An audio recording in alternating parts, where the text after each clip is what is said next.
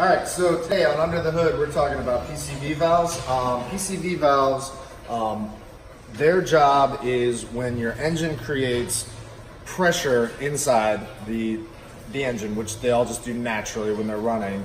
It vents that pressure back into either the air intake tube or the intake manifold.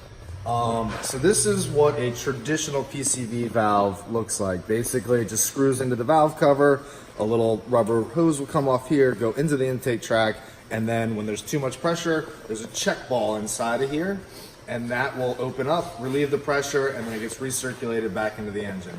I don't know if you can hear it, but that's the check ball inside of there.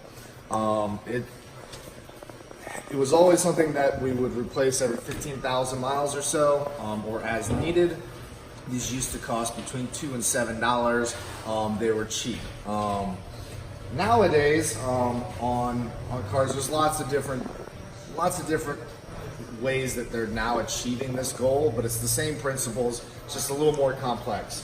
One thing we've been noticing a lot on Audis, Volkswagens, stuff like that specifically, is they now use what's called an air oil separator, which is just a fancy term for PCV, which stands for positive crankcase ventilation.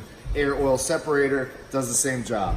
So you can see this is the spring, that's your check ball, okay? And then when there's too much pressure, that rises, the pressure is relieved, it's filtered, and it comes out through here, and in this case, it's circulated back into the intake manifold. You can see right here.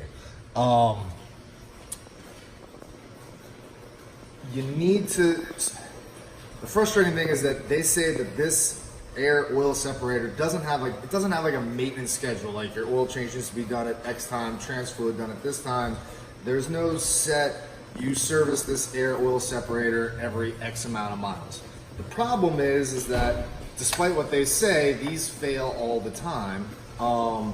And what happens is when they fail, it won't relieve the pressure, and the pressure has to find a way out of the engine somehow. Typically, it'll blow out a seal, whether that's a valve cover seal or a crank seal, camshaft seals. On these Audis and Volkswagens specifically, it blows out the rear main seal. So what you end up having to do is you end up having to pull the transmission, replace the rear main seal, and replace this at the same time. So we recommend replacing these every 30,000 miles. That's just our rule of thumb. I'm sure there's going to be somebody out there that says that's way too conservative and you're wasting people's money. But the reality is, in my opinion, while this isn't a cheap repair, it's a couple $100. It's a lot less expensive than replacing that rear main seal.